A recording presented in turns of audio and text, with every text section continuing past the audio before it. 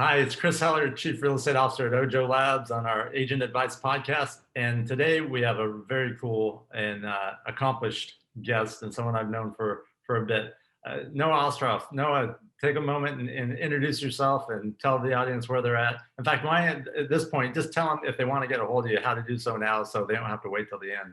All right, now and not listen to the next 3 hours of me and Chris talking. You can get me by email, noah@PhillyLiving.com. But if you decide to stay on for the rest of the interview, we're going to drop some good gold nuggets on you. So sit back and relax. All right. So you're sort of unique in the business, right? We've had great agents on, we've had great teams on. You have a great team, does a ton of volume. You own a brokerage or two brokerages now. You also do development. So tell us a little bit about like what your world looks like from a business standpoint. Yeah. So when I started out in real estate, I actually started out on the development side of the business, working for a couple large home builders as a project manager and as a construction manager. So sort of learned the business from that end, being on the ground. Then in 2008, moved back to Philadelphia from Florida, where I was doing the construction stuff, to become a real estate agent. And I just naturally gravitated towards working with builders and people that were developing properties. And after a couple of years of doing that, I decided to start developing some stuff on my own, right? So back in 2010 is when I started to develop stuff on my own, one house, two houses, three houses. And, now we're doing a project that's going to be 82 units. So we're starting to get into bigger and bigger projects. So started out as an individual agent, 2008. Started my team in probably 2010 called PhillyLiving. And we've been growing that ever since. And we've had ups, we've had downs, we've gone sideways, we've gone backwards, and always with the intention of going forward. Made a lot of changes over the years, trying to figure out where our value proposition was going to lie and what we can do for marketing. 2016 was when I started my own brokerage. It's Keller Williams Philly. And we've been doing that since 2016. And that sort of leads us up to today. So we have the team, we have the brokerage, we have two brokerages now, and we have the development company. So we can talk about all those. Good. So, you jokingly said, you've gone forward, backwards, sideways. So it's good for everyone to hear that even the most successful teams all experience that. And as agents, we all have experienced that. I mean, so tell me a little bit about the team. How many people on the team and how much business do you guys do? Yeah, right now, this year we have about 25 agents on the team plus a good staff. So the sales team will probably do about 150 million in sales volume this year. We also have a rental division on our team as well, where we lease about 1,000 properties a year through that division. And then we recently acquired a property management company as well, all through the PhillyLiving umbrella. And we manage about 2,500 properties through our property management company as well. Oh, that's great. So you guys are in the city is where the bulk of your business is? Correct. Yeah, we're right in Center City. All right. Very cool. Yeah. And the agents on your team, do you bring on new agents? You primarily look for experienced agents. As someone that owns and runs a high octane team, how do you sort of approach that? Well, over the years, we've had different takes on that question. And internally, we've asked ourselves, do we want new agents? Do we want more experienced agents? There's positives and negatives for each one of those categories. For the new agents, we like new agents that fit the criteria that we're looking for, that are aggressive and are able to talk to people and just like good human beings, really. And we feel like we can mold them into becoming successful agents. And we've taken a lot of new agents on the team and grown them to $10-20 million producers on the team.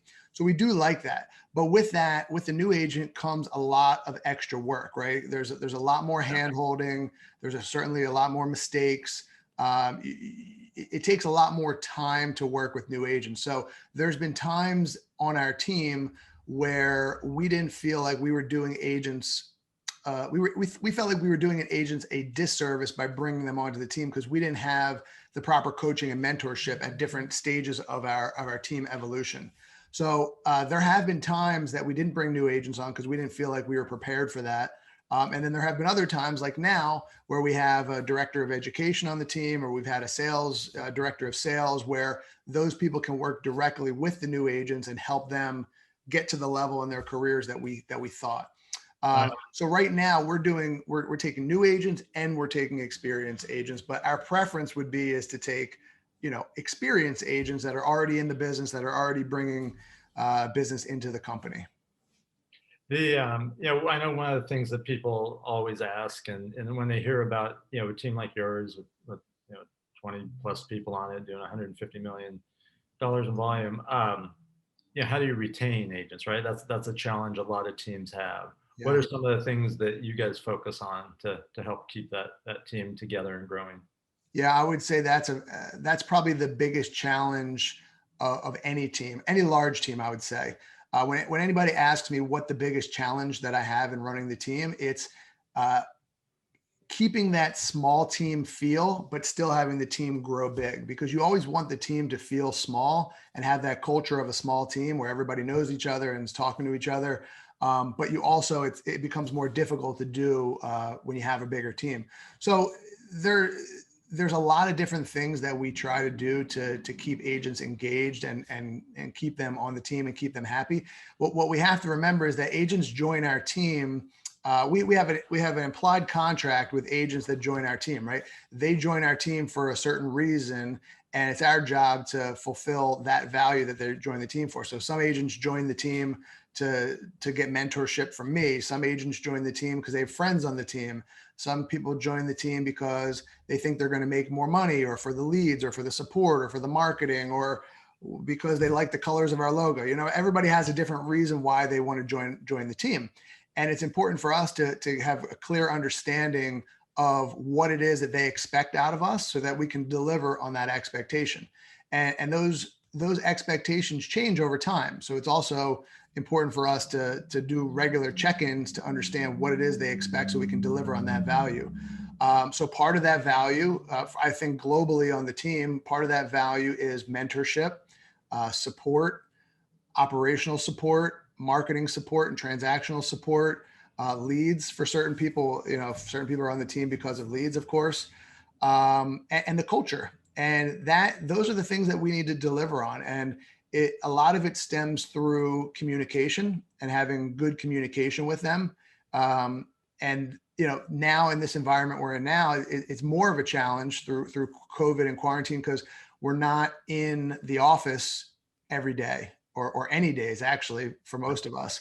And the challenge with that is when you're working in an environment close to one another, you could easily turn around and ask somebody a quick question and get a quick answer. And, you have that camaraderie and you hear conversations and you feed off of that energy. Right now, people have to find their own ways to get energy, because a lot of them are sitting in the houses by themselves, including me. And if you want to ask a quick question, sometimes you have to schedule a phone call and you have to coordinate between the two people to get the answers. And it's a hard thing to do when you have 30 people. So we're like, right now, we're just trying to over communicate with everybody, call them, text them, email with them, have more meetings than we normally do. But in previous years and moving forward, it's, doing what is expected of the agents. I know that's a long-winded ansher, but hopefully that's a good answer. I mean, you said a lot of really, really valuable things, and it sounds like you said at the beginning, there's certain types of agents you look for. But what I also heard you say is that you guys are very in tune with the needs of the individual, and then making sure that you're able to deliver on those individual needs that may vary from one agent to another. Absolutely. Not trying to fit a bunch of different round pegs into the same square hole. That's exactly right. And you wouldn't think that every agent on our team shares the same personality profile. Yeah. That's not fun when you forget to turn off your phone as the host of the podcast. I think people are used to that, right? Yeah. One of the things that we talked a little bit about before we got on, but I know just as you described what you do and what your world looks like with your team and your brokerages and your development, that besides probably having and hopefully having a lot of fun and feeling good and productive about what you're doing, I assume that you're also doing this to create wealth. And I'm wondering, what is that, does that translate to your team members too? And is that something that you focus on with them? Yeah, we talk a lot about wealth building with the agents on our team and with the agents at our brokerage, because the one leading question that I ask everybody that's in my world is, if you stop selling real estate tomorrow, how much money would you have coming in? Or if you stop selling real estate tomorrow, would you have enough money to cover your expenses? And to a lot of people, that is an eye-opening question for them, because either they don't have any money coming in if they stop selling real estate tomorrow, or not enough to cover their expenses. And that realization alone is enough for people to be open to having the conversation about wealth building. Because when I teach people about wealth building, you know, my definition of wealth is having $1 more of passive income, $1 more of passive income than you have in personal expenses. So you have the freedom to do what you want when you want to do it. And that's financial freedom. That's, you know, freedom in your personal life to do what you want. But that takes commitment. That takes a long-term view on the world. A lot of people don't have a long-term view on the world, but building wealth is a game of time. And the largest asset that people have in building wealth is time. And if you have that long-term perspective and realize that you're building this business for the future, then you can start chipping away at it every single year and building wealth. So we talk a lot about it on the team. We teach a lot of classes on it. We have something on our team called the 100% Club. And it's called the 100% Club because the definition of that is 100% of your passive income is covering 100% of your personal expenses. And so, you know, everybody's striving for that. So, you know, I'm really glad that you mentioned sort of the long game, and you know, it's because a lot of people, and you're a relatively young guy, but a lot of young agents and young people in general. I have 4 kids between the ages of 20 and 30. They want things now, and they want to accomplish things very quickly. And when it comes to wealth building, and especially in our industry, there's absolutely vehicles to do it, but it does take time. Oh yeah. And is real estate one of the primary areas that you work with your team on, you know, for them, you know, owning and acquiring and holding real estate? That's the primary area that we talk about. I mean, we talk about investing in businesses, and, you know, I teach them classes about partnerships and LLCs and, you know, how to structure deals, but primarily focused on real estate. And sort of I teach them about 3 different buckets, because this is the way that I conduct my business. My job, if you will, is, you know, selling real estate, running the brokerage. Like, that's my day-to-day, what I come in and do. So then I take the money from that and I roll that into my development stuff, because that's where I make the larger chunks of money. Those, you know, when you sell flip houses, that you get larger chunks of money from that. And then I take that money and then I invest that in the long-term wealth building strategy, which is the rental properties. And that's where you start to get the passive income, the residual income, that's the money's coming in every single month. And, you know, then you're making money while you sleep, which is the ultimate goal. Yeah. Yeah. So let's shift gears a little bit. With the, yeah, you've been in the industry long enough to see things start to change and evolve. And on one hand, I know as a practitioner, you say, well, what I do now and what I did in 2008 is pretty much the same thing, but there has been a lot of change, right? Yeah. New technologies, new platforms. For a new agent who's getting in the business now, and let's say they don't unfortunately have the opportunity of joining your team, but they're looking at getting in the business, what's some advice you'd give to that new agent with all the ways that we have of doing business and of getting started? Yeah. So I probably get this exact question at least once a week. And it's every new agent wants to know, what's the secret sauce? What is it that I need to do being a new agent? So what I decided to do was take the answer to that question and really think about it and put it into like a document, which I call Noah's 20 Commandments. And it's basically, I like it. Yeah, basically what it is it's advice for every new agent. So if we have some time, I would like to read through that and kind of give some I, advice for I new think that's agents. awesome. Yeah. Why don't you tell us about that? Yeah. So number one, work more on your business than in your business. So what Okay. does that mean? What does that mean? Like a newer agent, how do they think about that? Yeah. So working in your business is, it could be stuff like, preparing your buyer presentation, going on your reply, your home inspections, showing property. That's in your business. Working on your business, that's about strategy. And you should be spending more time on the strategy of how you're going to drive your business forward and how you're going to generate leads and do business development, because most of the time that you spend should be on business development. And if you strategize properly, you could be more focused rather than just taking the business as it comes to you. You're more purposeful about where you're seeking out the business, the price points you're working in, the neighborhoods that you want to focus on, the people that you choose to work with. That's what working on the business versus in the business means. So that's number one. Number two, seek out the people who are succeeding at the level you want to succeed at and make sure to get in front of them and learn whatever you can from them. So, you listening to this podcast right now is hopefully you're trying to get in front of people that are at levels that you want to get to and following the advice that they do, and continue to do that. What I've learned is no matter where somebody is at in their career, they are willing to meet with you if you ask.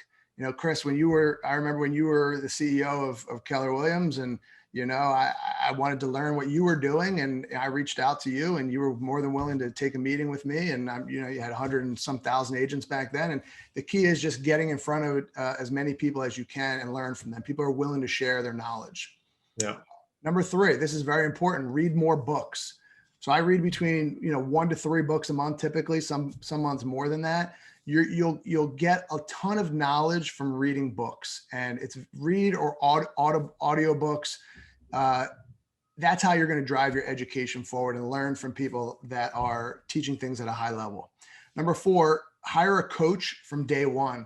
All the most professional people in any field, whether it's business, sports, anything, they all have a coach. And real estate agents should also have a coach, and you should hire a coach from day one. It's very important. Even if you don't have the money to do it, find a way to get the money. Find someone that will coach you for free for a little while. It's important to get on the right path early on in your career. Hey, I want to stop you on that one because that's one that I am such a strong believer in.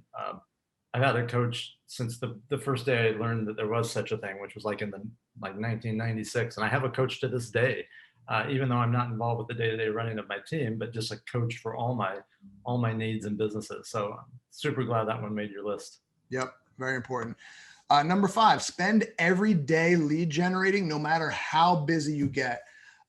You believe it or not, as a new agent, this may sound silly to you, but there will be a point in your career, if you lead generate enough, that you're going to be so busy that you don't feel like you have time to lead generate. And that's the first mistake that people make. Because if you want your business to have ups and downs, don't lead generate. If you want to have a nice, steady business, no matter how busy or how slow you are, make sure you're always lead generating, doing business development. It's the key to the business.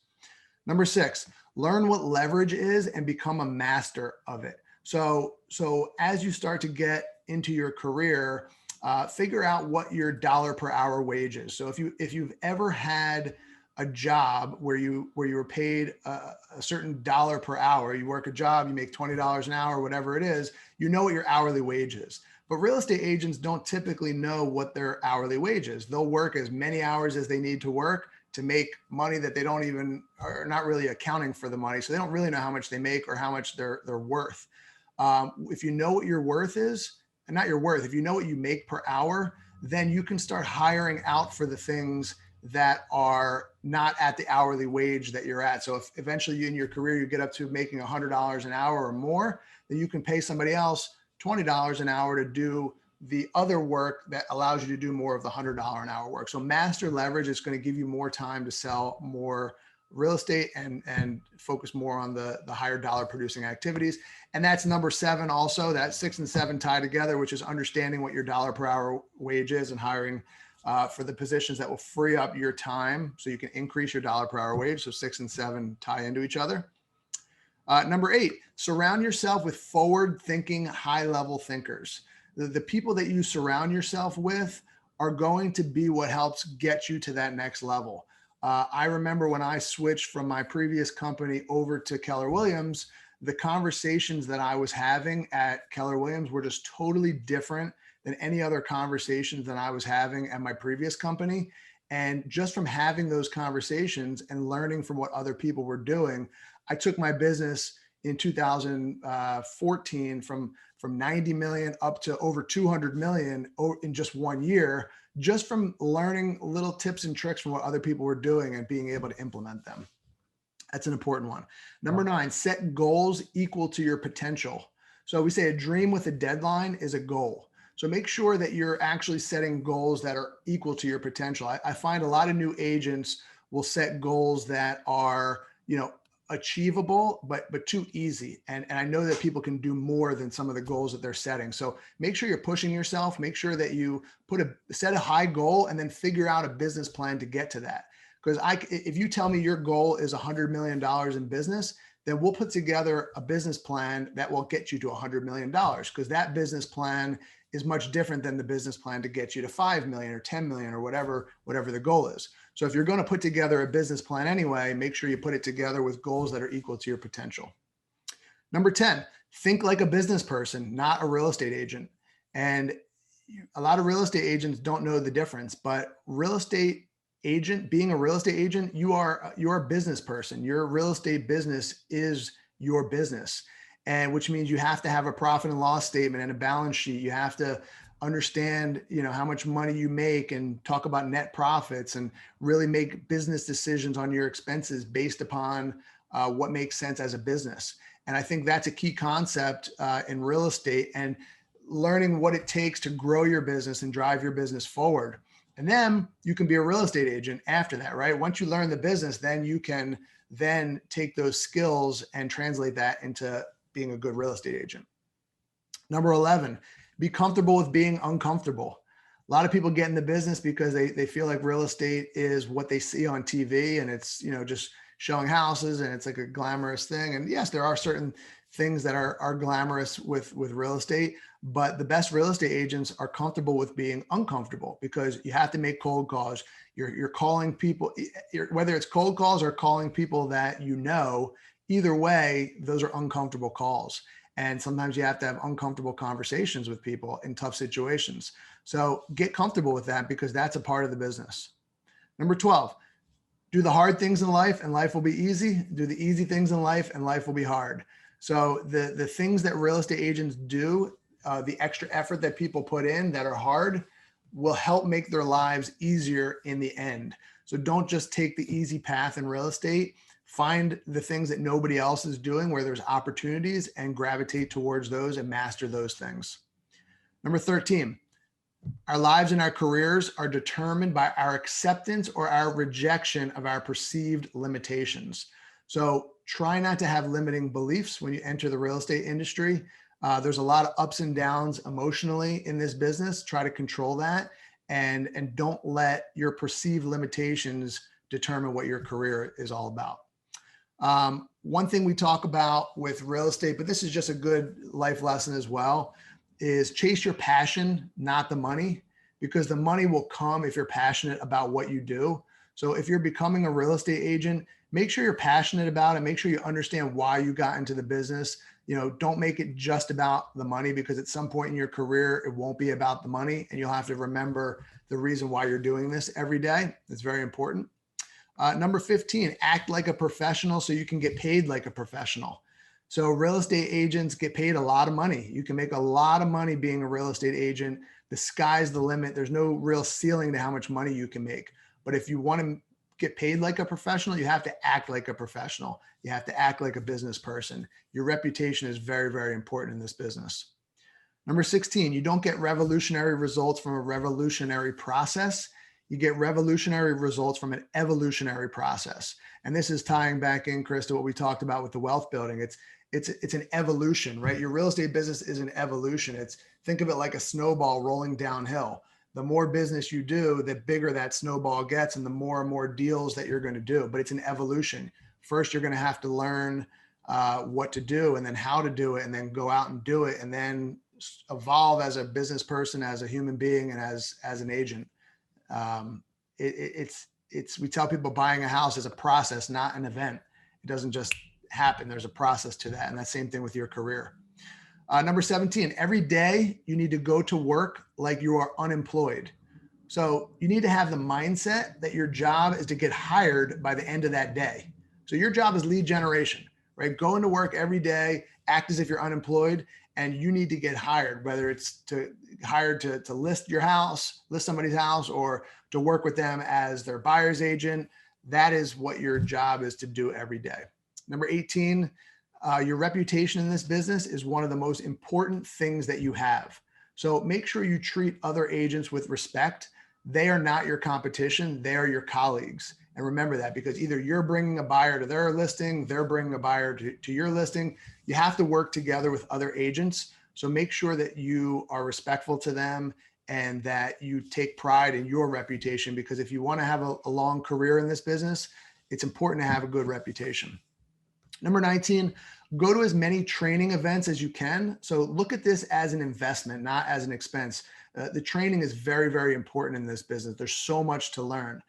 You'll get a huge return on this investment if you focus on training and education throughout your career.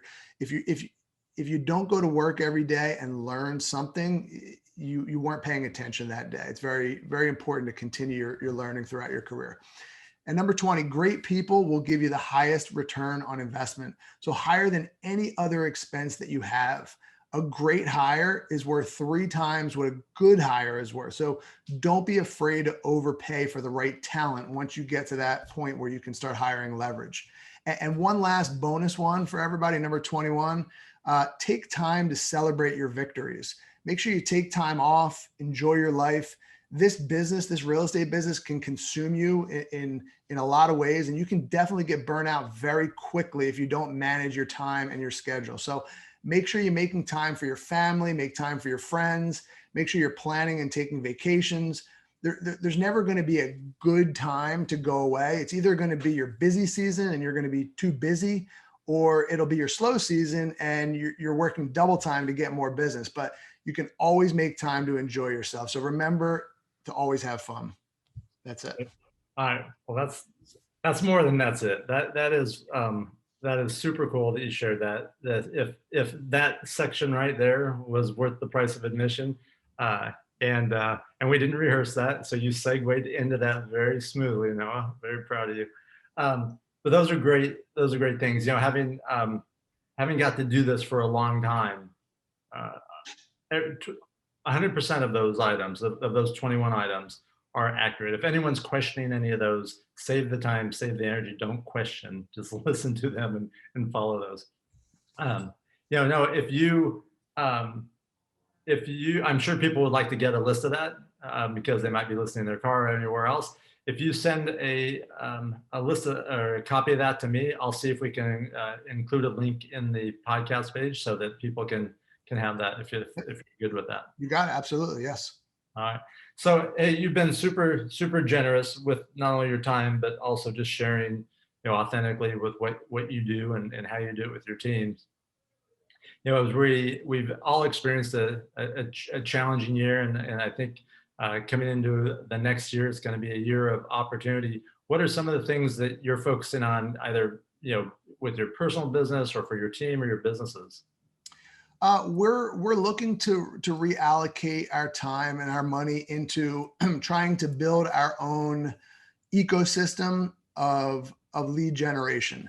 So we're trying not to go out and pay a lot of money to have leads be sent to us. We're trying to generate that on our own. So between our property management company and our rental division, we have thousands of people that we work with every single year that are future buyers, landlords, they're future sellers, they're also buyers, they're investors. So if we do a good enough job of staying in front of the people that are already in our world, we can create our own ecosystem, which generates leads within our team. So then our commercial division can sell somebody a piece of land and help them take it through development. And if they put a new construction development on it, our sales team can sell it. If they put an apartment building on it, our leasing team can lease it up for them, and we can also manage it for them. And then we can still maintain those relationships over the course of time so we can generate our own business. So next year, what we're going to continue, what we